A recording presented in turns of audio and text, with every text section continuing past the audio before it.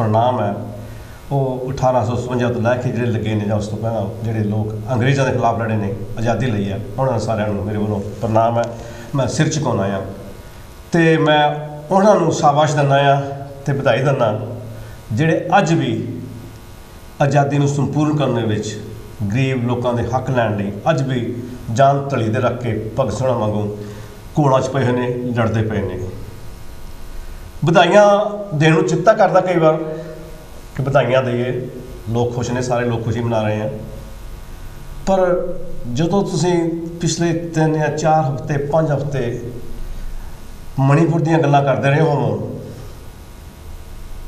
ਨੂੰਹ ਦੀਆਂ ਗੱਲਾਂ ਕਰਦੇ ਰਹੇ ਹੋ, ਲੋਕਾਂ ਦੇ ਦੁੱਖਾਂ ਦਰਦੀਆਂ ਦੀਆਂ ਗੱਲਾਂ ਕਰਦੇ ਰਹੇ ਹੋ, ਫਿਰ ਕਈ ਵਾਰ ਦਿਲ ਕਰਦਾ ਨਹੀਂ ਕਿ ਵਧਾਈਆਂ ਦੇਵਾਂ, ਕਿਹੜੇ ਮੂੰਹ ਨਾਲ ਦਈਏ। ਉਹ ਲੋਕ ਜਿਹੜੇ ਸੜਕਾਂ 'ਤੇ ਆ ਗਏ ਨੇ, ਜਿਹਨਾਂ ਜ਼ਿੰਦਗੀ ਜਦੋਂ ਆਪਾਂ ਇੰਗਲੈਂਡ ਨਾਲ ਉਹਨਾਂ ਦਾ ਮੁਕਾਬਲਾ ਕਰਦੇ ਹਾਂ, ਕੰਪੇਅਰ ਕਰਦੇ ਹਾਂ, ਜ਼ਿੰਦਗੀ ਨਹੀਂ ਲੱਗਦੀ, ਤਾਂ ਕਾਫੀ ਕੁਛ ਮਹਿਸੂਸ ਹੁੰਦਾ। ਅਤੇ ਇਹ ਸਾਰਾ ਕੁਛ ਜੋ ਕੁਛ ਹੋ ਰਿਹਾ ਕਿ ਉਹ ਜਿਹੜੀ ਆਜ਼ਾਦੀ ਆ ਜਿਸ ਦੇ ਲਈ ਭਗਤ ਸਿੰਘ ਨੇ, ਰਾਜਗੁਰੂ ਨੇ, ਸੁਖਦੇਵ ਨੇ, ਗਦਰੀ ਬਾਬਿਆਂ ਨੇ, ਝਾਂਸੀ ਕੀ ਰਾਣੀ ਅਤੇ ਹੋਰ ਅਨੇਕਾਂ ਸੂਰਬੀਰਾਂ ਨੇ ਆਪਣੀ ਜਾਨ ਦਿੱਤੀ ਆ, ਕਿ ਉਹ ਆਜ਼ਾਦੀ ਇਸ ਤਰ੍ਹਾਂ ਦੀ ਸੀ ਜਿਸ ਤਰ੍ਹਾਂ ਦੀ ਆਜ਼ਾਦੀ ਅੱਜ ਸਾਡੇ ਸਾਹਮਣੇ ਖੜ੍ਹੀ ਆ।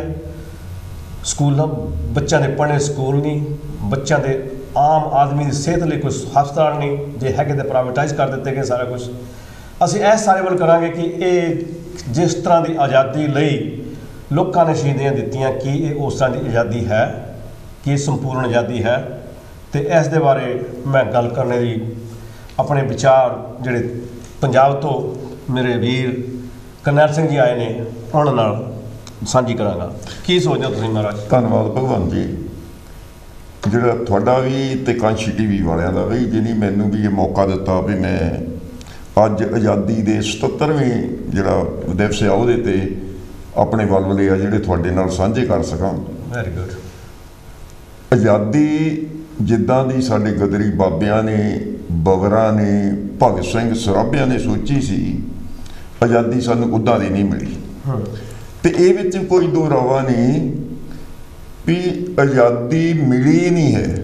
ਜੇ ਅੱਜ ਆਜ਼ਾਦੀ ਨਾ ਮਿਲੀ ਹੁੰਦੀ ਅਸੀਂ ਇੱਥੇ ਇਕੱਠੇ ਬੈਠ ਨਾ ਸਕਦੇ, ਚਰਚਾ ਨਾ ਕਰ ਸਕਦੇ। ਅਤੇ ਆਜ਼ਾਦੀ ਜਿੱਦਾਂ ਦੀ ਭਗਤ ਸਿੰਘ ਹੋਰੀ ਚਾਹੁੰਦੇ ਸੀਗੇ, ਜਿੱਦਾਂ ਦੇ ਗਦਰੀ ਬਾਬੇ ਚਾਹੁੰਦੇ ਸੀਗੇ, ਉਹ ਆਜ਼ਾਦੀ ਨਹੀਂ ਮਿਲੀ। ਜੇ ਉਹ ਮਿਲੀ ਹੁੰਦੀ, ਭਗਵੰਤ ਜੀ ਮੇਰਾ ਤਾਂ ਸਿੱਧਾ ਜਿਹਾ ਹੀ ਆ ਵੀ ਗਦਰੀ ਬਾਬੇ ਅਮਰੀਕਾ 'ਚ ਵੱਡੇ ਵੱਡੇ ਬਿਜ਼ਨਸ ਛੱਡ ਕੇ ਕੈਨੇਡਾ 'ਚ ਇੰਡੀਆ ਨੂੰ ਚਲੇ ਗਏ ਆਜ਼ਾਦ ਕਰਾਉਣ ਦੇ ਲਈ, ਵੀ ਅਸੀਂ ਉੱਥੇ ਹੀ ਅਮਰੀਕਾ ਕੈਨੇਡਾ ਬਣਾ ਦੇਣਾ। $60,000 ਦੀਆਂ ਉਸ ਟਾਈਮ ਸਾਰੀ ਜ਼ਿੰਦਗੀ ਦੀ ਕਮਾਈ ਉਹਨੇ ਲਾਤੀ। ਪਰ ਅੱਜ ਜੇ ਕਿਤੇ ਪੰਜਾਬ 'ਚ ਤੁਸੀਂ ਜਾ ਕੇ ਦੇਖੋ ਨਾ, ਅਤੇ ਜੇ ਪੰਜਾਬ ਵਾਲਿਆਂ ਨੂੰ ਕਿਤੇ ਕਹਿ ਦਿਓ ਵੀ ਉਹਨਾਂ ਦੇਸ਼ਾਂ ਨੂੰ ਜਿੱਥੇ ਪ੍ਰੋਪਰਟੀਆਂ ਨੂੰ ਗਦਰੀ ਬਾਬੇ ਲੱਤ ਮਾਰ ਕੇ ਆਏ ਸੀ, ਉੱਥੇ ਪੰਜਾਬ ਵਾਲੀ ਸਾਰੀ ਪ੍ਰੋਪਰਟੀ ਵੇਚ ਕੇ ਆਉਣ ਨੂੰ ਤਿਆਰ ਹੈ। ਉਹਦਾ ਕਾਰਨ ਆ ਉਲਟਾ ਹੋ ਗਿਆ ਵੀ ਜਿੱਦਾਂ ਦੀ ਆਜ਼ਾਦੀ ਬਾਬੇ ਚਾਹੁੰਦੀ ਸੀ, ਉਹ ਆਜ਼ਾਦੀ ਨਹੀਂ ਮਿਲੀ। ਵੈਸੇ ਜੇ ਕਹੋ ਤਾਂ ਮੈਂ 2 ਲਾਈਨਾਂ ਇਹਦੇ 'ਤੇ ਇੱਕ ਮੇਰੀਆਂ ਬੜੀਆਂ ਵਧੀਆ ਕਿਸੇ ਦੀਆਂ ਲਿਖੀਆਂ, ਮੇਰੇ ਮਿੱਤਰ ਦੀਆਂ। ਉਹ ਕਹਿੰਦਾ ਵੀ ਅੰਬਰੀ ਉੜਦੀ ਡਾਰ ਕੁੰਜਾਂ ਦੀ, ਜਾਵੇ ਲੰਬੀ ਮਾਰ ਉਡਾਰੀ, ਆਂਡੇ ਛੱਡ ਆਲਣੇ ਤੁਰ ਜਾਏ, ਉਹ ਤੇ ਚੂਗ ਚੁਗਣ ਦੀ ਮਾਰੀ। ਵਾਂਗ ਪਰਿੰਦਿਆਂ ਅੱਜ ਮਨੁੱਖਤਾ, ਤੁਰ ਜਾਏ ਦੂਰ ਦਰੇਡੇ, ਜਦ ਜਦ ਜੰਮਣ ਭੋਂਦੇ ਉੱਤੇ ਮੁੱਕ ਜਾਂਦੀ ਰੁਜ਼ਗਾਰੀ, ਜਦ ਜਦ ਪੰਜਵਾਂ ਭੋਂਦੇ ਉੱਤੇ ਮੁੱਕ ਜਾਂਦੀ ਰੁਜ਼ਗਾਰੀ। ਮਤਲਬ ਜੇ ਰੁਜ਼ਗਾਰ ਸਾਡੇ ਬੱਚਿਆਂ ਨੂੰ ਉਸੇ ਥਾਂ ਮਿਲਦਾ ਹੋਵੇ ਨਾ, ਤਾਂ ਇੱਥੇ ਆਉਣ ਦੀ ਲੋੜ ਨਹੀਂ ਸੀ।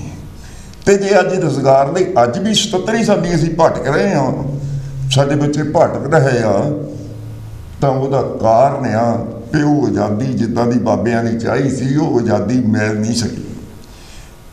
ਦੂਜਾ ਸਵਾਲ ਇਹ ਆ ਵੀ ਅਸੀਂ ਇਹਦੇ 'ਤੇ ਕਰ ਤਾਂ ਲੈਂਦੇ ਹਾਂ ਵੀ ਆਜ਼ਾਦੀ ਮਿਲੀ ਨਹੀਂ, ਅਤੇ ਅਸੀਂ ਇੱਦਾਂ ਵੀ ਕਹਿੰਦੇ ਵੀ ਭਗਤ ਸਿੰਘ ਜਾਣ ਪਵੇ, ਬਾਬਾ ਨਾਨਕ ਆ ਜਾਵੇ, ਰਵਿਦਾਸ ਮਹਾਰਾਜ ਆ ਜਾਵੇ ਇਸ ਦੁਨੀਆ 'ਤੇ ਮੁੜ ਕੇ ਸਾਡੇ ਸੰਕਟ ਦੂਰ ਕਰ ਜਾਵੇ। ਪਰ ਨਹੀਂ, ਇੱਦਾਂ ਨਹੀਂ ਹੈ। ਸਾਨੂੰ ਆਪ ਹੀ ਕਰਨੇ ਪੈਣੇ ਇਹਦੇ ਲਈ। ਆਪਣੀ ਜਿਹੜੀ ਗਿਰਾਵਟ ਆ ਲੋਕਾਂ ਦੇ ਵਿੱਚ, ਉਹ ਬਹੁਤ ਜ਼ਿਆਦਾ ਆ ਰਹੀ ਆ। ਨਿੱਜਵਾਦ ਇੰਨਾ ਵੱਧ ਗਿਆ। ਉਹ ਜੋ ਕੁਛ ਬਾਬਿਆਂ ਨੇ ਤੱਕਿਆ ਸੀ, ਜੋ ਕੁਛ ਬਾਬਾ ਨਾਨਕ ਲਿਆਉਣਾ ਚਾਹੁੰਦਾ ਸੀ, ਜਿੱਦਾਂ ਦਾ ਸਮਾਜ ਬਾਬਾ ਰਵਿਦਾਸ ਸਿਰਜਣਾ ਚਾਹੁੰਦਾ ਸੀ, ਅਸੀਂ ਉਦੋਂ ਉਲਟ ਦਿਸ਼ਾ 'ਚ ਜਾ ਰਹੇ ਹਾਂ। ਔਰ ਜਿਹੜਾ ਸਾਡਾ ਵਿਕਾਊ ਮੀਡੀਆ ਆ ਹਿੰਦੁਸਤਾਨ ਦਾ, ਵਿਸ਼ੇਸ਼ ਤੌਰ 'ਤੇ ਉਹ ਜਿਹੜੀ ਉਹ ਸਮਤਾ ਆ, ਉਹਦੀ ਬਜਾਏ ਅਸਮਤਾ ਵੱਲ ਨੂੰ ਲਿਜਾ ਰਿਹਾ ਲੋਕਾਂ ਨੂੰ। ਤੇ ਇੰਨਾ ਕੁਛ ਲੋਕਾਂ ਨੂੰ ਪਰੋਸਿਆ ਜਾ ਰਿਹਾ, ਉਹਨਾਂ ਦੀ ਜਿਹੜੀ ਮਾਨਸਿਕਤਾ ਆ ਉਹ ਬਦਲੀ ਜਾ ਰਹੀ ਆ। ਜਿੱਥੇ ਆਜ਼ਾਦੀ ਮਿਲਣ ਤੋਂ ਬਾਅਦ ਇਹ ਨਹੀਂ ਵੀ ਵਿਕਾਸ ਨਹੀਂ ਹੋਇਆ। ਕਈ ਲੋਕ ਕਹਿੰਦੇ ਹੋਇਆ ਕੀ ਆ, 17 ਸਾਲਾਂ 'ਚ ਕੀ ਕੀਤਾ? ਵਿਕਾਸ ਬਹੁਤ ਹੋਇਆ। ਮੈਂ ਤਾਂ, ਮੇਰਾ 56 ਦਾ ਜਨਮ ਆ, 64-65 ਦੀ ਮਾੜੀ ਮੋਟੀ ਸੂਰਤ ਹੈ। ਮੈਂ ਦੇਖਦਾ ਉਦੋਂ ਤੋਂ ਲੈ ਕੇ ਜੇ ਅੱਜ ਸੜਕਾਂ ਦੀ ਹਾਲਤ ਦੇਖੋ, ਬੜਾ ਵਿਕਾਸ ਹੋਇਆ। ਜੇ ਪਿੰਡਾਂ 'ਚ ਐਜੂਕੇਸ਼ਨ ਦੀ ਹਾਲਤ ਦੇਖੋ, ਉਦੋਂ ਦੇ ਮੁਕਾਬਲੇ 'ਚ ਅੱਜ ਬਹੁਤ ਅੱਗੇ ਲੰਘ ਗਈ ਗੱਲ। ਜਿਹੜੀ ਟੈਕਨੋਲੋਜੀ ਆ ਉਹ ਅੱਗੇ ਲੰਘ ਗਈ ਆ। ਇੰਡਸਟਰੀ ਆਮ ਸ਼ਹਿਰਾਂ 'ਚ ਹੈ, ਪਰ ਉਹਦਾ ਫਾਇਦਾ ਅੱਗੇ ਨਹੀਂ ਹੋਇਆ। ਜਿਹੜਾ ਮਜ਼ਦੂਰ ਕਿਰਤੀ ਵਰਗ, ਜਿਨ੍ਹਾਂ 'ਚ ਲਗਭਗ ਆਪਾਂ ਸਾਰੇ ਹੀ ਹਾਂ, ਅਸੀਂ ਭਾਵੇਂ ਕਿਸਾਨੀ ਪਰਿਵਾਰ ਨਾਲ ਸੰਬੰਧਿਤ ਹਾਂ, ਪਰ ਕਿਰਤੀ ਹਾਂ। ਜਿਹੜੇ ਕਿਰਤ ਵੇਚਣ ਵਾਲੇ ਲੋਕ ਆ, ਜਿੰਨਾ ਆਪਣਾ ਪਸੀਨਾ ਵਹਾਉਂਦੇ ਆ, ਉਹਦਾ ਜਿਹੜਾ ਮੁੱਲ ਆ ਨਾ, ਏਸੀ ਕਮਰਿਆਂ 'ਚ ਜਿਹੜੇ ਬੈਠੇ ਆ ਉਹਨਾਂ ਦੇ ਜੇਬਾਂ 'ਚ ਜਾ ਰਿਹਾ, ਉਹਦੇ 'ਚ ਹਿੱਸਾ ਨਹੀਂ ਮਿਲ ਰਿਹਾ ਉਹਨਾਂ ਨੂੰ। ਅਤੇ ਉਹਦੇ ਲਈ ਮੈਂ ਸਾਰਿਆਂ ਨੂੰ ਕਹਿਣਾ ਚਾਹੁੰਦਾ, ਜਿਹੜੇ ਦੇਸ਼ 'ਚ ਬੈਠੇ ਆ ਉਹਨਾਂ ਨੂੰ ਵੀ, ਜਿਹੜੇ ਵਿਦੇਸ਼ 'ਚ ਬੈਠੇ ਉਹਨਾਂ ਨੂੰ ਵੀ, ਕਿ ਜਦੋਂ ਤੱਕ ਅਸੀਂ ਆਪਣੀ ਕਿਰਤ ਦੇ ਮੁੱਲ ਦੇ ਲਈ ਅਸੀਂ ਆਪ ਨਹੀਂ ਲੜਦੇ ਨਾ ਕਿ ਸਾਨੂੰ ਹਿੱਸਾ ਦਿਓ, ਉਦੋਂ ਤੱਕ ਤੁਹਾਨੂੰ ਕਿਸੇ ਨੇ ਨਹੀਂ ਦੇਣਾ। ਅੱਜ ਲੋੜ, ਜੇ ਸਾਨੂੰ ਨੁਕਸ ਦਿਖਦੇ ਆ ਵੀ ਆਜ਼ਾਦੀ ਉੱਦਾਂ ਦੀ ਨਹੀਂ ਜਿੱਦਾਂ ਦੀ ਬਾਬਿਆਂ ਨੇ ਚਾਹੀ ਸੀਗੀ, ਫਿਰ ਜਿੱਦਾਂ ਬਾਬੇ ਕਰਦੇ ਸੀਗੇ ਨਾ ਆਜ਼ਾਦੀ ਲੈਣ ਲਈ, ਸਾਨੂੰ ਵੀ ਜਿਹੜੀਆਂ ਹੁਣ ਦੀਆਂ ਇਸ ਵੇਲੇ ਦੀਆਂ ਰਾਜਸੀ ਧਿਰਾਂ ਜਿਹੜੀਆਂ ਚਾਹੇ ਅੱਜ ਰਾਜ ਕਰਦੀਆਂ, ਚਾਹੇ ਇਹਨਾਂ ਤੋਂ ਪਹਿਲਾਂ ਕਰਦੀਆਂ ਰਹੀਆਂ, ਜਾਂ ਆਉਣ ਵਾਲੇ ਦਿਨਾਂ 'ਚ ਲੋਚਦੀਆਂ ਵੀ ਅਸੀਂ ਰਾਜ ਕਰਨਾ, ਸਾਨੂੰ ਉਹਨਾਂ ਕੋਲੇ ਇੱਕੋ ਹੀ ਏਜੰਡਾ ਰੱਖਣਾ ਚਾਹੀਦਾ। ਸਾਰੇ ਬੱਚਿਆਂ ਨੂੰ ਇੱਕੋ ਜਿਹੀ ਵਿੱਦਿਆ ਦਿੱਤੀ ਜਾਵੇ, ਸਾਨੂੰ ਉਹਦੇ ਲਈ ਲੜਨਾ ਚਾਹੀਦਾ। ਇਹ ਨਹੀਂ ਵੀ ਜਿੱਦਾਂ ਅੱਗੇ ਸੀ ਨਾ ਵੀ ਆਮ ਲੋਕਾਂ ਦੇ ਬੱਚਿਆਂ ਲਈ ਹੋਰ ਸਕੂਲ, ਕੌਰਵਾਂ ਤੇ ਪਾਂਡਵਾਂ ਲਈ ਹੋਰ ਸਕੂਲ ਸੀ। ਤੇ ਬੱਚੇ ਜੇ ਕੋਈ ਪੜ੍ਹਨਾ ਵੀ ਚਾਹੁੰਦਾ ਸੀ ਕੌਰਵਾਂ ਪਾਂਡਵਾਂ ਦੀ ਔਲਾਦ ਤੋਂ, ਜੇ ਕੋਈ ਵਧੀਆ ਵੀ ਸੀਗਾ, ਉਹਨੂੰ ਪੜ੍ਹਾਇਆ ਨਹੀਂ ਸੀ ਜਾਂਦਾ। ਅੱਜ ਵੀ ਹਾਲਾਤ ਉੱਦਾਂ ਦੀ ਆ। ਆਮ ਲੋਕਾਂ ਲਈ ਜਿਹੜੀ ਐਜੂਕੇਸ਼ਨ ਆ, ਸਕੂਲ ਬਣਾ ਦਿੱਤੇ ਆ। ਜਦੋਂ ਚਿਰ ਪਬਲਿਕ ਸੈਕਟਰ ਰਿਹਾ, ਐਜੂਕੇਸ਼ਨ ਲਈ ਆ ਲੋਕਾਂ ਨੇ, ਅਸੀਂ ਉਹਨਾਂ 'ਚੋਂ ਆਏ ਆ ਗਰੀਬ ਪਰਿਵਾਰਾਂ 'ਚ ਉੱਠ ਕੇ ਇੱਥੇ ਤੱਕ। ਪਰ ਅੱਜ ਮੈਂ ਆਹੀ ਗੱਲ ਤੁਹਾਡੀ ਸੋਰੀ ਵਿੱਚ ਟੋਕਦਾ ਕਿ ਜਦੋਂ ਤੁਸੀਂ ਆਪਾਂ ਕਹਿੰਦੇ ਸੀ ਵੀ ਤਰੱਕੀ ਹੋਈ ਆ, ਸੜਕਾਂ ਹੋ ਗਈਆਂ, ਸਕੂਲ ਖੁੱਲ੍ਹ ਗਏ ਜਾਂ ਹੋਰ ਕੁਝ ਹੋਇਆ, ਪਰ ਜੇ ਤੁਸੀਂ ਇਸ ਪੱਖੋਂ ਦੇਖਦੇ ਹੋ, ਉਹ ਸੜਕਾਂ 'ਤੇ ਰੋਜ਼ ਲਾਸ਼ਾਂ ਵੀ ਟਰੱਕਾਂ ਥੱਲੇ, ਬੱਸਾਂ ਥੱਲੇ ਆ ਰਹੀਆਂ, ਸਕੂਲ ਖਾਲੀ ਹੋ ਗਏ, ਬੱਚੇ ਤੁਸੀਂ ਮੈਂ ਅਸੀਂ ਇੰਡੀਆ ਦੇ ਪੜ੍ਹ ਕੇ ਇੱਥੇ ਆ ਕੇ ਲੋਕ MP ਬਣ ਗਏ ਨੇ, ਇੱਥੇ ਹਾਈ ਪੋਸਟਾਂ ਚਲੇ ਗਏ, ਪ੍ਰੈਜ਼ੀਡੈਂਟ ਤੱਕ ਬਣ ਗਏ ਨੇ ਕਈ ਪਾਸੇ। ਤੇ ਉਹ ਮਤਲਬ ਕਿ ਜਦੋਂ ਆਪਾਂ ਉਹਨਾਂ ਨਾਲ ਕੰਪੇਅਰ ਕਰ ਗੱਲਾਂ ਹੋ ਕੁਛ ਗੜਬੜ ਲੱਗਦੀ ਆ ਵੀ ਜਿਸ ਤਰ੍ਹਾਂ ਮੈਂ ਸੋਚਦਾ ਹੁੰਦਾ ਕਈ ਵਾਰ ਕਿ ਜਿਹੜੀ ਅਸਲ 'ਚ ਜਿਹੜੀ ਖੁਸ਼ਹਾਲੀ ਆ, ਜਿਹੜੀ ਮੇਰੀ ਆਪਣੀ ਆ, ਖੁਸ਼ਹਾਲੀ ਬੰਦੇ ਦੀ ਮਾਨਸਿਕ ਹਾਲਤ ਤੋਂ ਜੱਜ ਕੀਤੀ ਜਾਂਦੀ ਹੈ। ਬੰਦਾ ਮਾਨਸਿਕ ਤੌਰ 'ਤੇ ਕਿੰਨਾ ਕੁ ਸੈੱਟ ਹੈ, ਕਿੰਨਾ ਕੁ ਖੁਸ਼ ਹੈ। ਉੱਦਾਂ ਹੁਣ ਸਾਡੇ ਪੰਜਾਬ ਦੇ ਵਿੱਚ ਮੋਬਾਈਲ ਨਹੀਂ ਫਿਰਦੇ ਨੇ, ਜਿੱਦਾਂ ਤੁਸੀਂ ਕਿਹਾ ਵੀ ਲੋਕ ਮੋਬਾਈਲ ਚੱਕੀ ਫਿਰਦੇ ਨੇ, ਉਹਨਾਂ ਕੋਲ ਕਾਰਾਂ ਆਮ ਰੁੱਤੀ ਪੰਜਾਬ ਦੇ ਵਿੱਚ ਜਾਂ ਹੈਗੀਆਂ ਆ, ਪਰ ਉਸ ਦੇ ਨਾਲ ਕੋਈ ਖੁਸ਼ਹਾਲੀ ਨਹੀਂ ਕਹੀ ਜਾ ਸਕਦੀ। ਜੇ ਖੁਸ਼ਹਾਲੀ ਹੋਵੇ ਤਾਂ ਆਪਣੇ ਜਿਹੜਾ ਪੰਜਾਬ ਖਾਲੀ ਹੋ ਕੇ ਅੱਜ ਆਪਣੇ ਬੁੱਢੇ ਮਾਂ ਬਾਪ ਨੂੰ ਛੱਡ ਕੇ ਕੈਨੇਡਾ ਅਮਰੀਕਾ ਲੋਕ ਮਜਬੂਰ ਹੋਏ ਨੇ। ਮੇਰਾ ਖਿਆਲ ਹੈ ਵੀ ਉਹਦੇ 'ਚ ਥੋੜ੍ਹਾ ਜਿਹਾ ਆਪਣੇ ਕਈ ਵਾਰ ਸੋਚਣ 'ਚ ਜਾਂ ਆਪਣੇ ਕਿਤੇ ਥੋੜ੍ਹਾ ਸੌਰੀ ਮਾਫ਼ ਕਰਨਾ ਬਾਬੂ ਜੀ ਵੀ ਹੈ ਕਿਤੇ ਵੀ ਅਸਲੀਅਤ ਜਿਹੜੀ ਮੈਂ ਪਹਿਲਾਂ ਕਿਤੇ ਲੱਗਦੀ नहीं।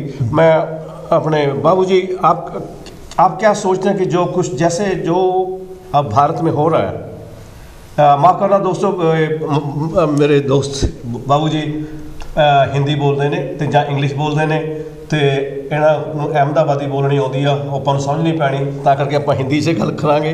भाई जैसे जो बन गया अभी पंजाब में या भारत में, क्या उसके जो सोच लोगों ने, भगत सिंह ने, गदरी बाबू ने, शहीदों ने सोचा था, स्वतंत्रता संग्रामियों ने, उसके साथ क्या हो रहा है? ऐसा कैसे लगता है कि जो भारत उन्होंने सोचा था वैसा बनाया हो? मेरे ख्याल से भगवान जी बधाई हो 140 करोड़ लोगों की, और बधाई हो पाकिस्तानी को। आज़ादी मिल चुकी है, अंग्रेज़ों से आज़ादी मिल चुकी है, और जो आज़ादी हम चाहते थे वो हमारे हाथ में है। लेकिन ये 140 करोड़, उसका मतलब ये है दुनिया पे जो हर 6 इंसान हैं उनमें से एक इंडियन है। तो ये इतना बड़ा पॉपुलेशन है, इस पॉपुलेशन में कई प्रॉब्लम्स होंगे। ये तो आज बर्थडे है, आज जन्मदिन है, तो इस मौके में हम एक बार एक कदम पीछे कर ओवरऑल मोटे तौर से हमारे देश, हमारा समाज कैसा है उसका एक ओवरव्यू लेना चाहिए। एवरेज अगर हम मणिपुर में, पंजाब में या केरल में क्या हो रहा है इसके बारे में हम सोचने लगे तो सब लोगों जैसे हमको भी बहुत नाराज़ होने का ऑब्वियस रीजंस हैं। लेकिन ये सोचना भी चाहिए 1947 में जब भारत को अंग्रेज़ों से आज़ादी मिल चुकी थी, जब देश में 33 करोड़ लोग थे और जो भी बंदा पैदा होता था उसकी एवरेज लाइफ स्पैन 35 इयर्स की थी। 35 साल में वो मर जाता था एवरेज। आज 76 इयर्स के बाद 67-68 इयर्स का उनका लाइफ स्पैन है। और जब तो 33 करोड़ लोग थे, जब भूख से लोग मर रहे थे कोलकाता में, साउथ इंडिया में, ईस्ट इंडिया में, आज 140 करोड़ लोग हैं और आज भूख है, लेकिन भूख के कारण कोई मर रहा नहीं है, अकाल नहीं बढ़ रहे हैं। बिल्कुल माल न्यूट्रिशन है, सबके लिए ठीक नहीं मिल रहा है न्यूट्रिशन, लेकिन ये तो प्रगति है। हम 1, 2, 3 एग्जाम्पल दे सकते हैं और उसके मुताबिक हम विचार प्रकट कर सकते हैं। लेकिन मोटे तौर से 140 करोड़ लोगों की हम जब उनकी हाल को हम समझने की कोशिश करते हैं तो हम वी मस्ट रिकग्नाइज चीन जैसा नहीं हुआ, सिंगापुर जैसा नहीं हुआ, लेकिन भारत का सोशल प्रॉब्लम्स क्या है, जातिवाद जो है, एक्सप्लॉयटेशन जो है, उसके बावजूद भी हमारे देश में लोगों की प्रगति हुई है। बस मेरा ये विज्ञापन है, क्यों ना हम 100 साल पहले भारत कैसा था और आज कैसा है अगर हम कंपेयर करेंगे तो अभी तो महसूस हो रहा है इतना नहीं हुआ जितना होना चाहिए, इतना नहीं हुआ जितना हमारे अब कॉन्स्टिट्यूशन में हमने हमारा रिजॉल्व बताया था, वो तो बिल्कुल सही है। हमारी लोकतंत्र में कई प्रॉब्लम्स हैं, लेकिन ये जो 140 करोड़ लोग हैं जिन्होंने प्रगति दिखाई है, पाई है और जिन्होंने एक्सपीरियंस कर रहे हैं, हम उसको छोटा नहीं करना चाहिए। देयर हैज़ बीन 35 साल से 67 इयर्स लाइफ एक्सपेक्टेंसी। इस देश में हमारे स्पेस प्रोग्राम जो है, हमने तो तीसरा चंद्रयान का प्रयोग पिछले महीने में किया था, मंगलयान हमने किया था। दुनिया में कितने देश हैं, रूस, चीन और अमेरिका, उसके अलावा कोई और देश नहीं, रशिया भी है, रशिया, इसके अलावा कोई और देश नहीं कर पाया है। तो ये हमारी अचीवमेंट भी रिकग्नाइज करना चाहिए। लेकिन जो लोकतंत्र आज है वो बड़ा फेलियर निकल चुका है। हमारे पास एक नया सांसद का बिल्डिंग है, लेकिन पार्लियामेंट तो फेल हो गया है। हमारे पास अभी प्रॉपर पीपल अकाउंटेबिलिटी नहीं है। जातिवाद का ये लोकतंत्र में इन्वॉल्व होने के कारण कास्ट सिस्टम बहुत मजबूत हो रहा है। कास्ट सिस्टम मजबूत किया जा रहा है और कास्ट सिस्टम ये है जो हमारे समाज में समानता को डिस्ट्रॉय करती है, उसको न्यू रेस्पेक्टेबिलिटी दे जा रही है। इसके खिलाफ तो हम करना ही पड़ेगा। कांस्टेंट रिगरस रोबस्ट ऑपोजिशन करना तो बहुत ज़रूरी है। मेहरबान आपके दोस्तों, लाइव प्रोग्राम है, ਤੁਸੀਂ ਸਟੂਡੀਓ ਦੇ ਵਿੱਚ ਕਾਲ ਵੀ ਕਰ ਸਕਦੇ ਹੋ ਸਾਨੂੰ। ਜਿਹੜਾ ਕਾਲ ਲਾਈਵ ਕਾਲ ਦਾ ਨੰਬਰ ਹੈਗਾ ਉਹ ਹੈਗਾ 0300770246 ਤੇ ਜੇ ਫਿਰ ਕਹੋ ਫਿਰ ਕਹਿਣਾ 0300770246। ਹਾਂਜੀ, ਹਾਂ ਆਪਣਾ ਕਾਂਸੀ ਟੀਵੀ ਤੇ ਆਪ ਜੀ ਨੂੰ ਜੀ ਆਇਆਂ ਜੀ। हाँ जी, भगवंत सिंह जी, ਤੁਹਾਨੂੰ ਤੇ ਤੁਹਾਡੇ ਸਤਿਕਾਰਯੋਗ ਮਹਿਮਾਨ ਤੁਹਾਡੇ ਨਾਲ ਡਾਕਟਰ ਸਾਹਿਬ ਬੈਠੇ ਆ, ਦੂਸਰੇ ਸਿੰਘ ਸਾਹਿਬ ਬੈਠੇ ਆ, ਤੁਹਾਨੂੰ ਸਾਰਿਆਂ ਨੂੰ ਕਾਂਜੀ ਟੀਵੀ ਦੇ ਸਰੋਤਿਆਂ ਨੂੰ ਬਲਿਹਾਰ ਸਿੰਘ ਰੰਧਾਵਾ ਵੱਲੋਂ ਵਾਹਿਗੁਰੂ ਜੀ ਕਾ ਖਾਲਸਾ ਵਾਹਿਗੁਰੂ ਜੀ ਕੀ ਫਤਿਹ ਜੀ। ਹਾਂਜੀ, ਥੈਂਕ ਯੂ ਤੁਹਾਡਾ। ਹੈਲੋ, ਹਾਂਜੀ ਹਾਂਜੀ, ਮੈਂ ਕਿਹਾ ਮੈਂ ਬਲਿਹਾਰ ਸਿੰਘ ਰੰਧਾਵਾ ਫਤਿਹ ਬੁਲਾਈ ਤੁਹਾਨੂੰ। ਹਾਂਜੀ ਬੁਲਾਈਏ, ਅਸੀਂ ਬੁਲਾਤੀ ਜੀ। ਅੱਛਾ ਜੀ, ਹਾਂਜੀ ਥੈਂਕ ਯੂ। ਤੇ ਭਗਵੰਤ ਸਿੰਘ ਜੀ, ਤੁਸੀਂ ਅੱਜ ਮੁੱਦਾ ਲਿਆਏ ਆ ਕਿ ਅੱਜ 77ਵਾਂ ਸੁਤੰਤਰ ਦਿਵਸ ਮਨਾ ਰਹੇ ਆ ਭਾਰਤ ਦੇ ਲੋਕ ਦੂਰ ਬਾਹਰ ਵੀ, ਤੇ ਤੁਸੀਂ ਮੁੱਦਾ ਲਿਆਂਦਾ ਕਿ ਜਿਹੜੀ ਆਜ਼ਾਦੀ ਦਾ ਸੁਪਨਾ ਗਦਰੀ ਬਾਬਿਆਂ ਨੇ, ਰਾਜਗੁਰੂ ਸੁਖਦੇਵ, ਭਗਤ ਸਿੰਘ ਉਹਨਾਂ ਸਾਰਿਆਂ ਨੇ ਆਜ਼ਾਦੀ ਘੁਲਾਟੀਆਂ ਸੂਰਮਿਆਂ ਨੇ ਜਿਨ੍ਹਾਂ ਨੇ ਫਾਂਸੀਆਂ ਚੁੰਮੀਆਂ, ਕਿ ਉਹਨਾਂ ਦੇ ਜਿਹੜਾ ਉਹਨਾਂ ਦੇ ਸੁਪਨਿਆਂ ਦਾ ਆਜ਼ਾਦੀ ਸੀ ਕਿ ਉਹ ਮਿਲ ਗਈ। ਆਮ ਲੋਕਾਂ ਦੀ ਗੱਲ ਮੈਂ ਨਹੀਂ ਕਰਦਾ ਡਿਟੇਲ ਨਾਲ, ਬਹੁਤ ਦੂਰ ਚਲ ਜਾਣੀ ਆ। ਦੇਸ਼ ਦੀ ਸਭ ਤੋਂ ਸਰਵਉੱਚ ਹਸਤੀ ਆ ਰਾਸ਼ਟਰਪਤੀ ਹੁੰਦਾ, ਤੇ ਰਾਸ਼ਟਰਪਤੀ ਦ੍ਰੋਪਦੀ ਮੁਰਮੂ ਜੀ ਜਦੋਂ ਸੰਸਦ ਦਾ ਉਦਘਾਟਨ ਕਰਨਾ ਸੀ ਦਿੱਲੀ ਦੇ ਵਿੱਚ, ਜਿਹੜੀ ਨਵੀਂ ਬਣੀ ਸੰਸਦ, ਉਹਦਾ ਉਦਘਾਟਨ ਕਰਨਾ ਸੀ, ਉਹਦਾ ਅਧਿਕਾਰ ਜਿਹੜਾ ਹੁੰਦਾ ਦੇਸ਼ ਦੀ ਰਾਸ਼ਟਰਪਤੀ ਕੋਲ ਹੁੰਦਾ, ਉਹ ਇੱਕ ਦਲਿਤ ਔਰਤ ਕਰਕੇ ਉਹਨੂੰ ਉਸ ਸੰਸਦ ਦੇ ਉਦਘਾਟਨ ਦੇ ਉਸ ਸਮਾਗਮ ਵਿੱਚ ਸ਼ਾਮਲ ਨਹੀਂ ਹੋਣ ਦਿੱਤਾ ਗਿਆ। ਤੇ ਤੁਸੀਂ ਅਸੀਂ ਆਪਾਂ ਕੌਣ ਹੁੰਦੇ ਆ, ਮੈਂ ਹੋਰ ਡਿਟੇਲ 'ਚ ਨਹੀਂ ਜਾਣਾ, ਬਸ ਇੰਨੀ ਗੱਲ ਇੱਕੋ ਕਹਿਣੀ ਸੀ ਪਈ ਕਿ ਇਹ ਆਜ਼ਾਦੀ ਆ। ਬਸ ਜੇ ਇਹ ਆਜ਼ਾਦੀ ਆ ਤਾਂ ਫਿਰ ਉਹਨਾਂ ਨੂੰ ਜਵਾਬ ਆਪਾਂ ਕੀ ਦੇਵਾਂਗੇ ਜਿਨ੍ਹਾਂ ਨੇ ਫਾਂਸੀਆਂ ਦੇ ਰੱਸੇ ਚੁੰਮਿਆ, ਫਾਂਸੀਆਂ ਦੇ ਤਖਤਿਆਂ ਦੇ ਚੜ੍ਹ ਗਏ, ਕੀ ਉਹਨਾਂ ਦੀਆਂ ਆਤਮਾਵਾਂ ਸਾਨੂੰ ਦੇਣਗੀਆਂ ਵੀ ਹਾਂ ਅਸੀਂ ਇਹੋ ਆਜ਼ਾਦੀ ਚਾਹੀ ਸੀ, ਇਹੋ ਆਜ਼ਾਦੀ ਮੰਗੀ ਸੀ ਜਿਹੜੀ ਅੱਜ ਤੁਹਾਨੂੰ ਮਿਲ ਰਹੀ ਆ। ਇਹਦਾ ਜਵਾਬ ਜੇ ਮਹਿਮਾਨਾਂ ਕੋਲ ਹੈਗਾ, ਜਿਹੜੇ ਵਿਚਕਾਰ ਬੈਠੇ ਜਾਂ ਤੁਸੀਂ ਕੋਈ ਵੀ, ਜੇ ਆਜ਼ਾਦੀ ਆ ਤਾਂ ਫਿਰ ਆਪਾਂ ਵੀ ਤੁਹਾਡੇ ਨਾਲ ਜਸ਼ਨ, ਬਾਕੀਆਂ ਨਾਲ ਆਪਾਂ ਵੀ ਜਸ਼ਨ ਵਿੱਚ ਸ਼ਾਮਲ ਹੋਈਏ। ਵਾਹਿਗੁਰੂ ਜੀ ਕਾ ਖਾਲਸਾ ਵਾਹਿਗੁਰੂ ਜੀ ਕੀ ਫਤਿਹ। ਮਿਹਰਬਾਨੀ ਤੁਹਾਡੀ ਬਲਿਹਾਰ ਜੀ, बहुत थैंक यू हिस्सा लेने का। जैसे अगर ऐसे कि जैसे बाबू जी हमने चंद्रयान 1, 2, 3 छोड़ दिया, एक अभी घूम रहा है, एक पहले कोलैप्स हो गया था। बहुत अच्छी बात है, टेक्नोलॉजी जो है वो आगे बढ़ी है, हिंदुस्तान का लगता है, भारत का लगता है कि नाम ऊपर है। अगर वो आसमान में तो रॉकेट छोड़ दिया लोगों ने, लेकिन जो धरती पे लगभग देखने में सुनने में आता कि अभी तक 50% लोगों को पीने के लिए पवित्र पानी नहीं मिल रहा, पीने के योग्य पानी नहीं मिल रहा। तो उसके लिए कॉल ले लूँ पहले या कि आप करेंगे? हाँ, कॉल ले लेते हैं हम लोग। हाँ जी, आप कांसी टीवी दे जी आया नो जी।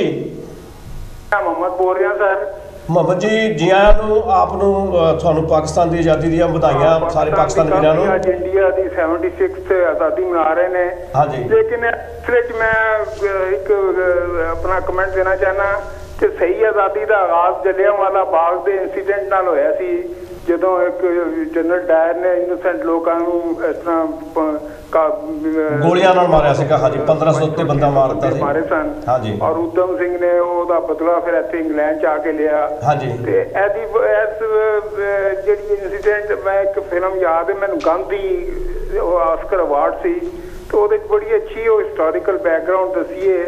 ਤੇ ਇਹ ਫਿਲਮਾਂ 'ਚ ਵੀ ਬੜਾ ਅੱਛਾ ਮਤਲਬ ਇਹ ਜਿਹੜਾ ਜਲਿਆਂਵਾਲਾ ਬਾਗ ਤੋਂ ਆਗਾਜ਼ ਹੋਇਆ ਸੀ, ਉਹਨੇ ਸਾਰੇ ਇੰਡੀਅਨਸ ਨੂੰ ਯੂਨਾਈਟ ਕੀਤਾ, ਭਾਵੇਂ ਹਿੰਦੂ, ਮੁਸਲਿਮ, ਸਿੱਖ।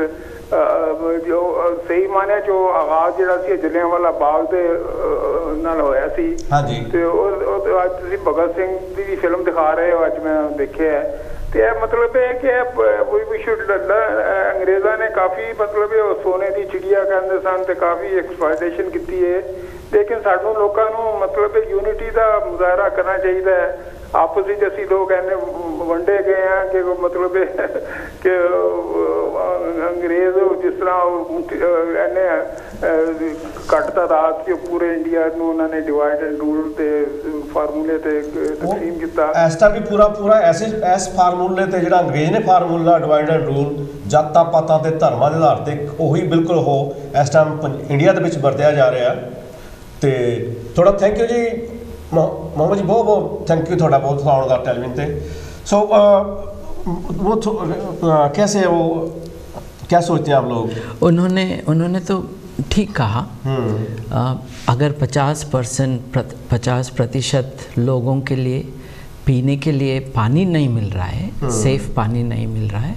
वो तो एक मेजर फेलियर है हमारे सिस्टम में बस मैं इतना ही कहना चाहता हूँ कि हम पूरे फैक्टर्स को कंसिडर करें और मैंने तो आपको ग्रीट करते वक्त जय इंसान कहा क्योंकि हमारे लोकतंत्र में इंसान को अगर आप सेंटर में रखेंगे आपके पॉलिसी के लिए बिल्कुल जब ये सब ठीक हो जाएगा लेकिन आज तो इंसान से ज़्यादा गाय बहुत इम्पोर्टेंट हो गया है और पानी से ज़्यादा गाय का पेशाब बहुत इम्पोर्टेंट हो गया है इसके अलावा आप देखिए हमारे पास अभी कानून बाजू रखकर अलग रखकर धर्म को ले आ गए हैं और जैसे कि अभी कॉलर साहब ने कहा था ये यूनिटी का जो अभी डिसयूनिटी का जो प्रॉब्लम आ गया है देश में एक बात हम मानना चाहिए 650 प्रिंसली स्टेट्स को मिलाकर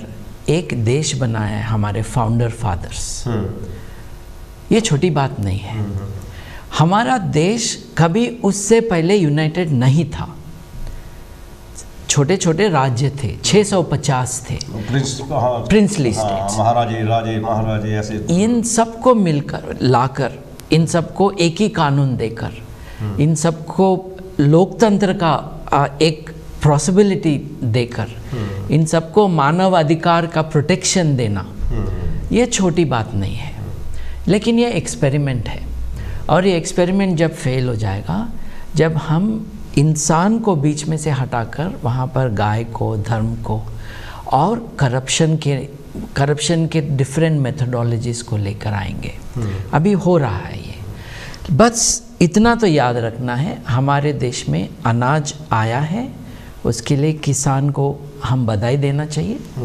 हमारे पास 35 साल से नियरली 70 साल हमारा जीवन का ये बढ़ रहा है इसके लिए हम हमारे लोगों को इसके लिए हमारे डॉक्टर्स को बधाई देना चाहिए थैंक्स बोलना चाहिए एक इकोसिस्टम है अभी विच इज़ पॉजिटिव इतना so many things are going wrong हम नाराज़ होना तो नेचुरल है लेकिन एक कदम पीछे हटाएं और ओवरऑल देखें टेक्नोलॉजी बढ़ रही है आपके वो साथी जो कॉल किए थे जो वाटर का प्रॉब्लम बता रहे हैं टॉयलेट्स का भी प्रॉब्लम है आज ज़्यादा मोबाइल फ़ोन है टॉयलेट से ज़्यादा तो इतना प्रॉब्लमेटिक थिंग है प्रायोरिटीज़ ठीक नहीं है कॉल ले लें बाबू जी बिल्कुल हाँ जी कांशी टीम से जी आया नो जी थोड़ा शुभ नाम हेलो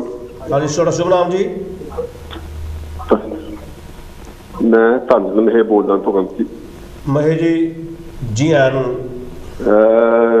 मैं एक लाइन हिंदी च कहना बाबू जी आप इंग्लैंड में आए आपके दर्शन से बहुत अच्छा लगा you are welcome to England thank you जी ਜਿਹੜੇ ਦੂਸਰੇ ਮੇਰੇ ਵੀਰ ਜੀ ਹੈਗੇ ਨਾ ਪਿਛਲੇ ਹਫਤੇ ਮੁਲਾਕਾਤ ਹੋਈ ਸੀ ये बहुत अच्छे बहुत गुणी ज्ञानी है दोनों ਵੀਰ हाँ जी बाबू जी आपसे एक सवाल है कि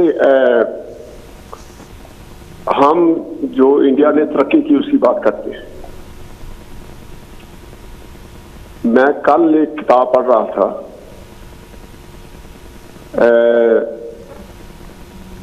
मिडनाइट ट्रांसफर ऑफ पावर जब इंडिया से पाकिस्तान अलग हुआ उसके बारे में जो मीटिंगें हो रही थी माउंटबैटन के साथ। उसमें जिन्ना की भी बातचीत हुई, नेहरू की भी हुई, पंजाब से बलदेव सिंह की हुई, उनके साथ तारा सिंह थे। लेकिन वो जो किताब है वो कम से कम 6 महीने की जो बात है वो सभी बताती है, कौन सी डेट को किसके साथ बात हुई। लेकिन उस किताब में हम मानते हैं कि हजारों लोगों की हत्या की गई आपस में। कुछ पाकिस्तान में हुई जो इंडिया में था, कुछ इंडिया ने जो पाकिस्तान जाना था उनकी हुई, बहु बेटियों की भी हुई। लेकिन कहीं भी मणिपुर जैसी स्थिति नहीं थी। कहीं भी जिक्र नहीं आता कि औरतों को उनके कपड़े उतार कर उसको उसकी प्रेयर कराई जाए, और सैकड़े लोग उसके पीछे आगे पीछे शरारतें करते हैं। इतनी घटिया सिचुएशन जो अब है, पहले 100 साल में कभी नहीं सुनी। आप इसको कैसे ये तरक्की गिनते हैं कि पहले हमारी औरतों की इज्जत थी, अब ऐसा हो रहा है? इसको तरक्की में जानेंगे या इंसल्ट में जानेंगे? लोग हमारा फोन नहीं देखते, हमारे पास क्या है। लोग सत्कार भी देखते हैं, रिस्पेक्ट भी देखते हैं कि हम कैसे रिस्पेक्ट करते हैं आपस में। पंजाब वाले आमतौर पर कहते हैं कि सिख धर्म में लिखा है कि मानस की जाति की पहचान वगैरह, ऐसी कोटेशन देकर के वो नहीं है। अब पंजाब के बाद तो हिंदू हैं। Punjab is known as a Sikh state. वहां अत्याचार कौन कर रहा है? नॉन सिख अत्याचार नहीं करते। जो भी मारे जाते हैं, कूटे जाते हैं, इंसल्ट होती है, वो सिखों द्वारा होती है। अब चलो, obviously every Sikh is not bad one. हाँ जी, अपने Mahesh ji, every is not good one either. What you say? Okay, thank you जी। हाँ जी, जरा शॉर्ट रखना अपने को भी, बहुत टाइम वहाँ मैं तो कॉल बहुत आज लगे हैं। मैं तो सहमत हूँ, बिल्कुल सहमत हूँ। मणिपुर में जो हो रहा है वो शर्मनाक बात है। देखिए, मुझे तो पहले आंखों में आंसू आए, बाद में दिल में गुस्सा आया है, उसके बाद दिमाग में ऐसा क्यों हो रहा है समझ में भी आया है। इसीलिए हो रहा है क्योंकि ये तो धर्म का मामला हो गया है। मणिपुर में जो भी हिंदू धर्म को छोड़कर किरस्तानी बन गए हैं, ये विक्टिम्स हो गए हैं। और जब आप अपने धर्म को छोड़ते हैं, आपके रिलीजन को छोड़ते हैं, इस्लाम में और आज हिंदुइज़्म में हम पा रहे हैं कि लोग बहुत नाराज़ होते हैं जब आप एक रिलीजन छोड़ते हैं। अच्छा, ये हमारा रिलीजन छोड़ दिया, ठीक है, सफ़र होने दो, आपको सबक सिखाएंगे। यस, सबक सिखाएंगे। ये जो नालायक गवर्नमेंट है, ये लोग जो है, जो इंसान से कम है आज, जिनको बेसिक ह्यूमन रिस्पॉन्सेस एब्सेंट है। देखिए, जो गुजरात में हुआ है वैसे ही आज मणिपुर में हो रहा है। और आज 15 अगस्त इंडिया का इंडिपेंडेंस डे है, लेकिन ये भी याद रखें, इसी दिन 15 अगस्त को मुजीबुर रहमान की हत्या हुई थी बांग्लादेश में। मुजीब को किस लिए मारा है, कौन मारा है? उनको तो इस्लामिक टेररिस्ट फंडामेंटलिस्ट लोग उनकी हत्या किए हैं, क्योंकि वो तो एक सेक्युलर स्टेट मांगते थे, और बांग्लादेश के फाउंडिंग फादर के नाते उन्होंने एक सेक्युलर डेमोक्रेटिक रिपब्लिक को इस्टेब्लिश किया, उसके खिलाफ थे। हमारे लोकतंत्र और ये लोकतंत्र के जो प्रिंसिपल्स होते हैं, secularism, human rights, democratic values, इसको डिफीट करने के कई डार्क फोर्सेस हैं। इसके वजह से ये हो रहा है। मणिपुर का तो टोटल कोलैप्स ऑफ सिविलाइजेशन है, और इसके खिलाफ न तो केवल भारत के लोग, दुनिया के सभी लोग इसके खिलाफ एक प्रोटेस्ट करना तो आज ज़रूरी है। आज भी कुछ नहीं हुआ है। 6 हफ्ते के बाद प्रधानमंत्री जी थोड़े आंसू दिखाएंगे, उससे कुछ नहीं होगा। प्रधानमंत्री आंसू दिखाने के लिए नहीं होते हैं, वो काम करने के लिए होते हैं। उनके हाथ में सत्ता है। इनके बोलने से पुलिस, इनके बोलने से वहाँ के मुख्यमंत्री, इनके बोलने से वहाँ के गवर्नमेंट ऑफिसर दफ्तर से बाहर आएँ और कुछ काम करें, ये न कर रहे हैं। कॉल ले लें? हाँ जी, साढ़े कोल भी होना मैं कॉल पिछे काफ़ी की लगी है। हाँ जी, कांस्टिट्यूशन ਦੇ ਜੀਆਂ ਨੂੰ ਥੋੜਾ ਟਾਈਮ ਘੱਟ ਲਿਓ ਵੀਰ ਜੀ। ਜੀ ਆਇਆਂ ਨੂੰ ਤੁਹਾਨੂੰ। ਹੈਲੋ ਸਾਥੀ ਥੋੜਾ ਬਾਬੂ ਜੀ ਤੇ ਕੁਲਵੰਤ ਜੀ। ਹਾਂ, ਥੋੜਾ ਸ਼ੁਭ ਨਾਮ ਜੀ। ਮੈਂ ਸੱਚ ਦੇ ਵਿਰਦੀ ਸਾਥੀਓ। ਹਾਂ, ਥੈਂਕ ਯੂ ਜੀ। ਤੇ ਬਾਬੂ ਜੀ ਵੈਲਕਮ ਟੂ ਯੂਕੇ, ਕੁਲਵੰਤ ਜੀ ਵੈਲਕਮ ਟੂ ਯੂਕੇ। ਕਰਨੈਲ ਜੀ, Karnail Singh ji. Thank you. Sorry Karnail Singh ji welcome to UK, sorry my mistake.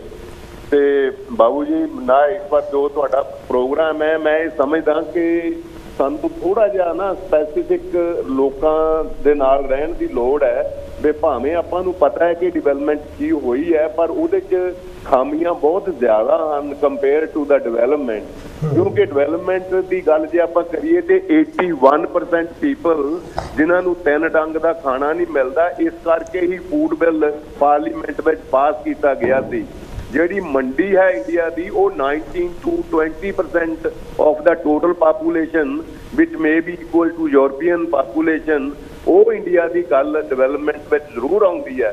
I fully appreciate that. ਪਰ ਜਿੱਥੋਂ ਤੱਕ ਸਵਾਲ ਹੈ ਕਿ ਹਰ ਕਾਮਨ ਸਿਟੀਜ਼ਨ ਦਾ ਜਿਹੜਾ ਲਾਈਫ ਕਿਵੇਂ ਦਾ ਹੋਣਾ ਚਾਹੀਦਾ ਆ, we are failing totally into it because 21ਵੀਂ ਸਦੀ ਵਿੱਚ ਕਾਸਟ ਸਿਸਟਮ ਇਜ਼ ਸਟਿਲ ਜਿਹੜਾ ਹੈ ਉਹ ਵਾਈਬ੍ਰੇਟਿੰਗ, ਮਤਲਬ ਉਹ ਚੱਲ ਰਿਹਾ ਹੈਗਾ।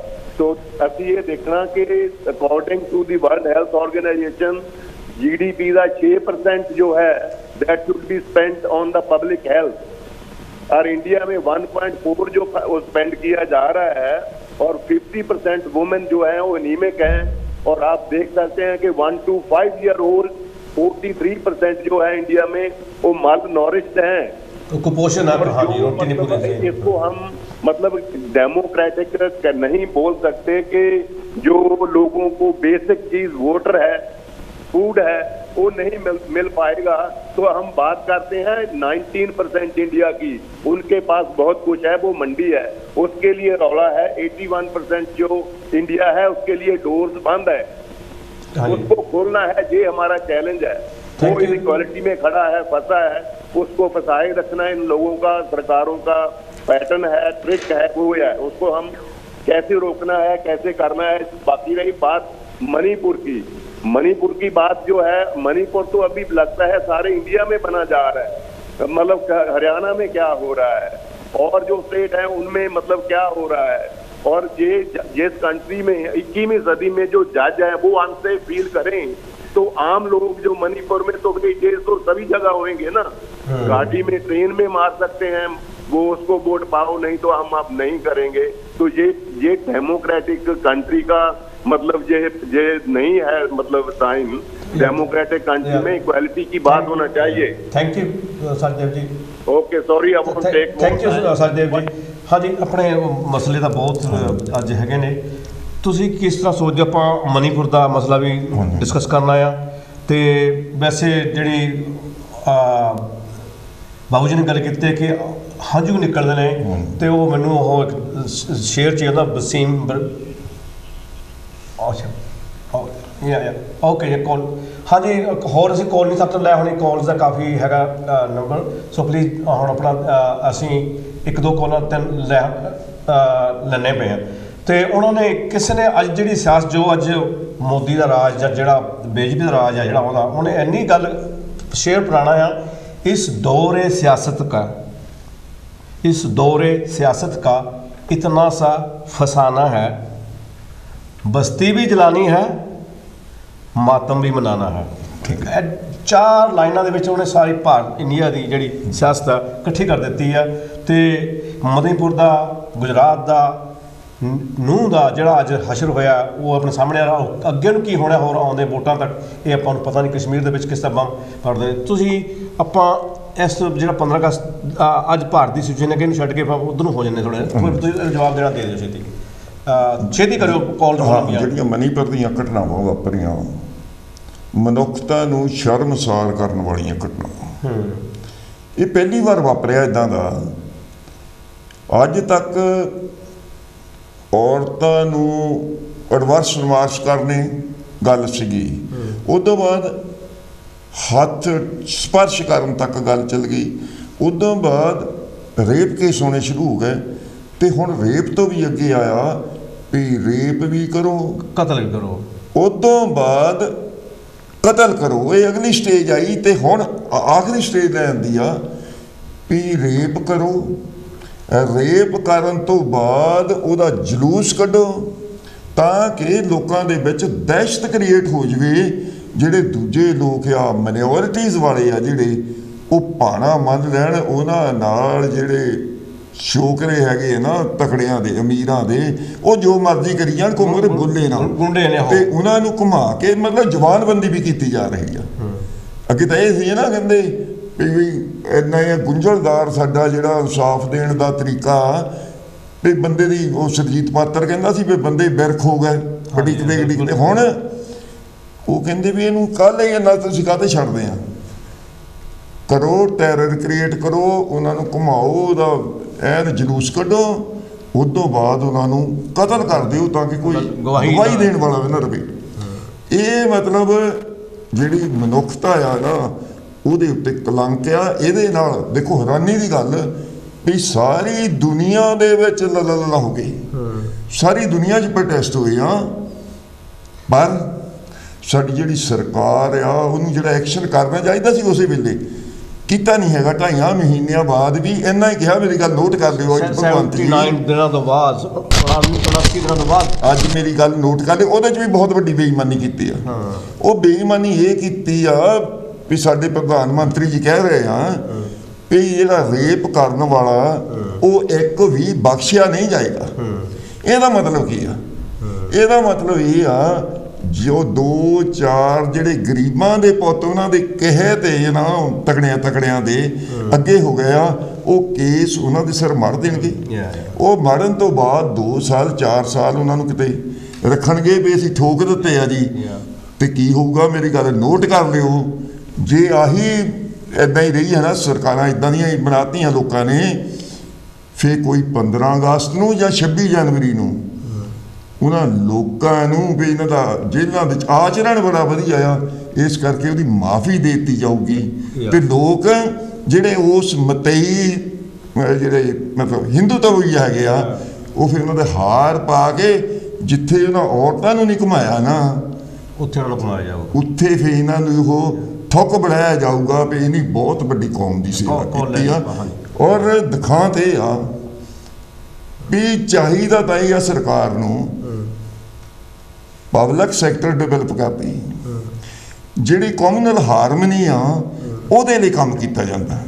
ਇੱਥੇ ਤਾਂ ਫਿਰਕਾ ਪ੍ਰਸਤੀ ਤੋਂ ਵੀ ਅਗਲੀ ਗੱਲ ਹੈ, ਜਿਹੜੀ ਫਾਸ਼ਿਜ਼ਮ ਵਾਲੇ ਪਾਸੇ ਨੂੰ ਵਧਿਆ ਜਾ ਰਿਹਾ, ਜਿਹੜੀ ਵਨ ਮੈਨ ਡੋਮੀਨੈਂਟ ਆ, ਜਿਹੜੀ ਉਹ ਜਿੱਦਾਂ ਦੇ ਮਤਲਬ ਅੱਗੇ ਰਾਜਿਆਂ ਮਹਾਰਾਜਿਆਂ ਦੇ ਰਾਜ ਸੀ, ਉਦਾਂ ਦਾ ਰਾਜ ਲਿਆਉਣ ਦਾ ਯਤਨ ਕੀਤਾ ਜਾ ਰਿਹਾ। ਜਿਹੜਾ ਮਤਲਬ ਹਾਂਜੀ ਕਾਸ਼ੀ ਜੀ ਤੇ ਜੀ ਆਇਆਂ ਨੂੰ ਜੀ। ਹੈਲੋ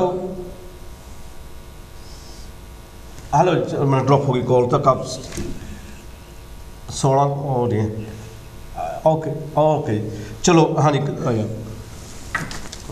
ਜਿਹੜਾ ਚਾਹੀਦਾ ਇਹ ਆ, ਮੈਂ ਨਹੀਂ ਕਹਿੰਦਾ ਵੀ ਉਹਨਾਂ ਨੂੰ ਸਜ਼ਾ ਨਾ ਦਿਓ ਜਿਹਨੇ ਬਲਾਤਕਾਰ ਕੀਤੇ ਆ, ਮੈਂ ਨਹੀਂ ਕਹਿੰਦਾ ਵੀ ਉਹਨਾਂ ਨੂੰ ਸਜ਼ਾ ਨਾ ਦਿਓ ਜਿਹਨੇ ਘੁਮਾਇਆ, ਮੈਂ ਕਹਿੰਦਾ ਉਹਨਾਂ ਨੂੰ ਬਹੁਤ ਸਖਤ ਸਜ਼ਾ ਮਿਲਣੀ ਚਾਹੀਦੀ ਆ, ਔਰ ਬਹੁਤ ਛੇਤੀ ਮਿਲਣੀ ਚਾਹੀਦੀ ਆ। ਤੇ ਕਹਿੰਦੇ ਆ ਵੀ ਜੇ ਇਨਸਾਫ 'ਚ ਦੇਰੀ ਹੋ ਜਾਵੇ ਨਾ, ਉਹ ਬੇਇਨਸਾਫੀ ਉਹਨੂੰ ਫਿਰ ਮਤਲਬ। ਪਰ ਜਿਹੜੀ ਇਹਦੀ ਪਿੱਛੇ ਨਾ ਮਾਂ ਆ, ਜਦੋਂ ਤੱਕ ਮਾਂ ਦੇ ਵੀ ਗੁੱਤ ਨੂੰ ਹੱਥ ਪਾਇਆ ਜਾਂਦਾ, ਉਹਦਾ ਗਲ ਨਹੀਂ ਫੜਿਆ ਜਾਂਦਾ ਨਾ, ਉਦੋਂ ਤੱਕ ਇਦਾਂ ਦੀਆਂ ਘਟਨਾਵਾਂ ਵਾਪਰਦੀਆਂ ਰਹਿਣਗੀਆਂ। ਜਿੱਥੋਂ ਤੁਸੀਂ ਗੱਲ, ਇਹਨੇ ਵੀ ਬਾਊ ਜੀ ਹੁਣੀ ਗੱਲ ਕੀਤੀ ਆ ਵੀ ਜਾਤੀਵਾਦ ਧਰਮਵਾਦ, ਇਹਨੂੰ ਭੜਕਾਇਆ ਜਾ ਰਿਹਾ ਸਾਡੇ ਮੀਡੀਆ ਦੁਆਰਾ। ਜਿਨ੍ਹਾਂ ਬੰਦਿਆਂ ਦੀ ਚਾਹੀਦਾ ਤਾਂ ਇਹ ਸੀਗਾ ਵੀ ਜਿੱਥੇ ਐਜੂਕੇਸ਼ਨ ਦਿੰਦੇ ਸੀ, ਜਿਹੜੇ ਸਕੂਲ ਆ ਸਰਕਾਰੀ, ਉਹਨਾਂ ਸਕੂਲਾਂ 'ਚ ਕਿਸੇ ਬੱਚੇ ਨੂੰ ਕਿਉਂ ਪੁੱਛਿਆ ਜਾਵੇ ਵੀ ਤੇਰੀ ਜਾਤ ਕੀ ਆ, ਸਤ ਫਾਰਮ 'ਤੇ ਕਿਉਂ ਲਿਖਿਆ ਜਾਵੇ ਧਰਮ। ਮੈਂ ਨਹੀਂ ਕਿਸੇ ਧਰਮ 'ਚ ਮੇਰਾ ਵਿਸ਼ਵਾਸ, ਮੈਂ ਕਹਿੰਦਾ ਮੇਰਾ ਮਨੁੱਖਤਾ ਧਰਮ ਆ, ਉਹਦਾ ਕੋਈ ਕਾਲਮ ਨਹੀਂ ਹੈ। ਵੈਸੇ ਕਿਹਾ ਜਾਂਦਾ ਵੀ ਫਰਿਸ਼ਤੋਂ ਸੇ ਅੱਛਾ ਹੈ ਇਨਸਾਨ ਬਣਨਾ, मगर इसमें होती है बहुत मेहनत होती है ज़्यादा। ये मतलब असी मनुख जी एजुकेशन है साडी ना चाहिए तो यह सीगी एजुकेशन बच्चों नूं मनुख बनाउंदी, उन्हां च देश भगती पैदा की जाती, उन्होंने साडे जिहड़े बजुर्ग आ पुरख आ उन्हां दा जिहड़ा कीतियां कुरबानियां वो दसियां जांदियां। पर हुण की आ भी गुरु तेग बहादुर का चैप्टर कढ़ दिओ, भगत सिंह दे चैप्टर कढ़ दिओ, जिहड़े समाजवादी लीहां ते जिन्हां करके माड़ा मोटा विकास होया उन्होंने सिलेबस तो बाहर कर दिओ, मनुस्मृति दिया दिओ।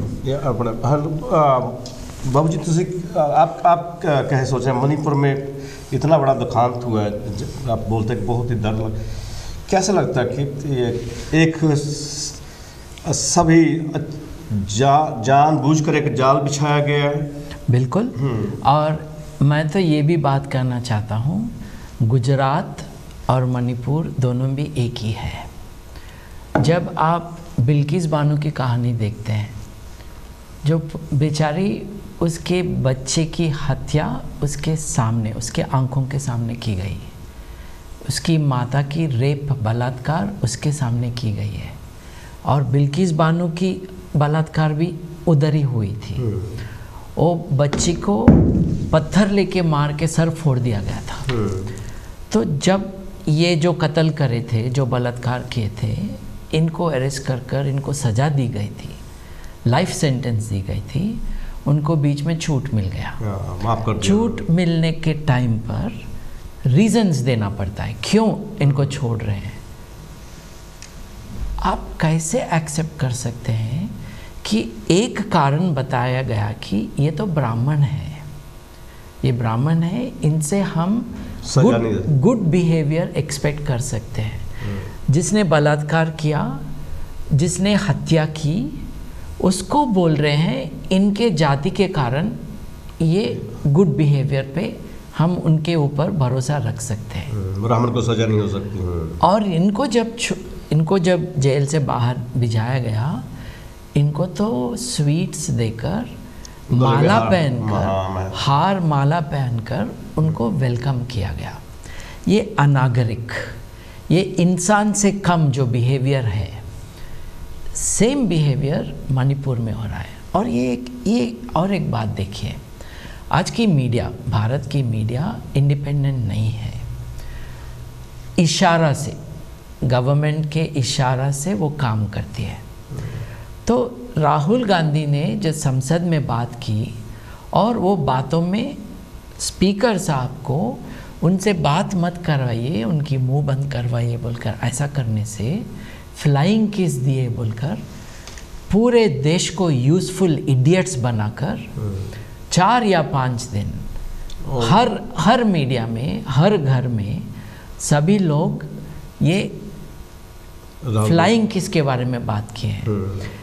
फ्लाइंग किस के बारे में इतना, अगर वो सही भी फ्लाइंग किस था, इसके बारे में इतना एजिटेट हो रहे सो लोग मणिपुर में वो औरतों को विवस्त्र कर उनको सामूहिक बलात्कार कर उनके फैमिली मेंबर्स को मारने के बाद उसके बारे में कुछ नहीं बोल रहे। शारीरिक शोषण की आश्चर्य इनके दिल में, इनके दिमाग में जो ह्यूमन एलिमेंट्स होते हैं वो गायब हो गए। तो ये जो नफ़रत बढ़ रही है देश में, ये नफ़रत को रोकना तो कानून का काम है। हमारे समाज में जो भी बड़े लोग हैं उनका भी काम है, लेकिन वो सब चुप है।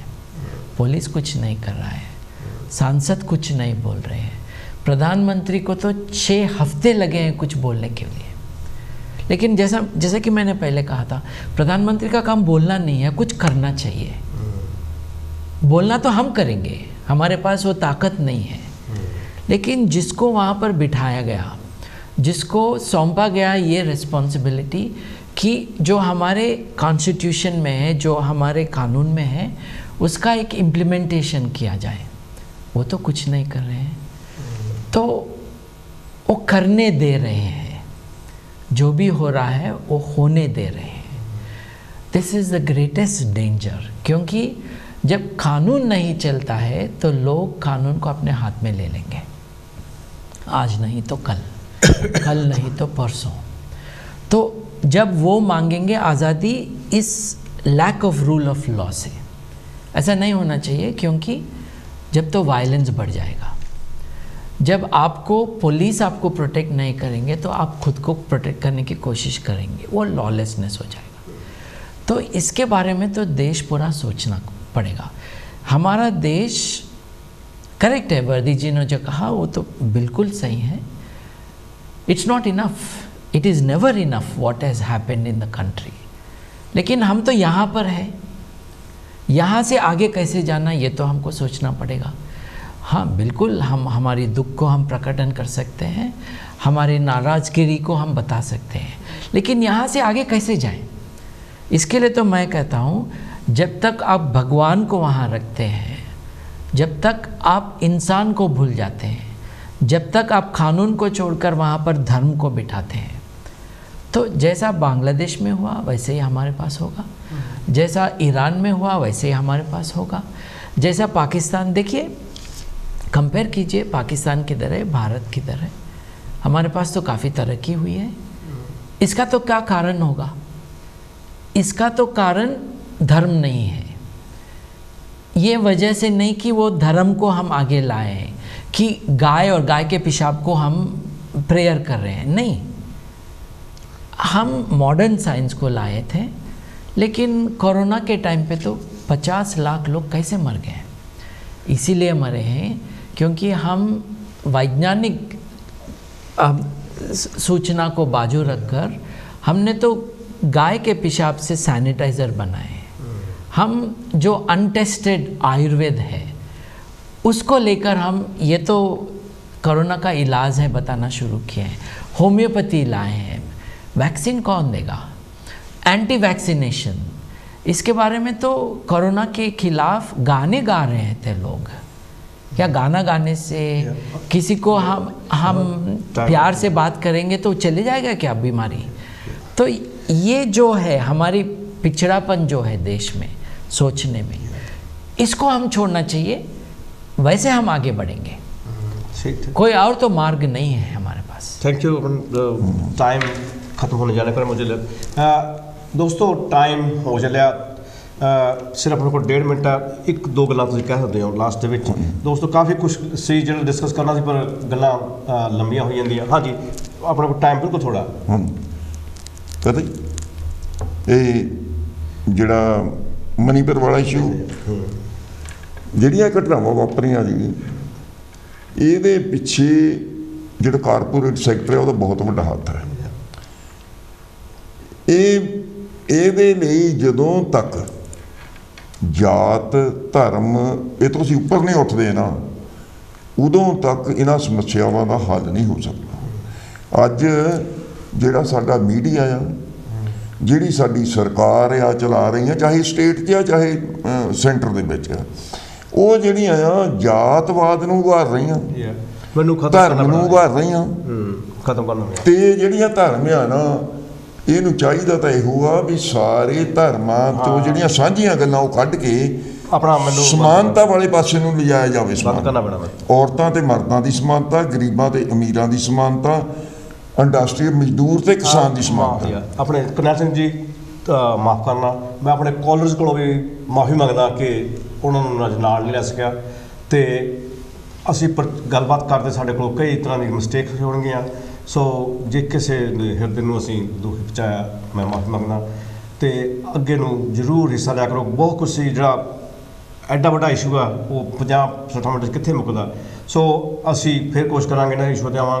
ਤੇ ਮੇਰੇ ਵੱਲੋਂ, ਮੇਰੇ ਸਾਥੀਆਂ ਵੱਲੋਂ ਆਪ ਸਭ ਨੂੰ ਜੈ ਗੁਰਦੇਵ, ਜੈ ਭੀਮ, ਜੈ ਇਨਸਾਨ, ਪਿਆਰ ਭਰੀ ਸਤਿ ਸ੍ਰੀ ਅਕਾਲ। ਧੰਨਵਾਦ।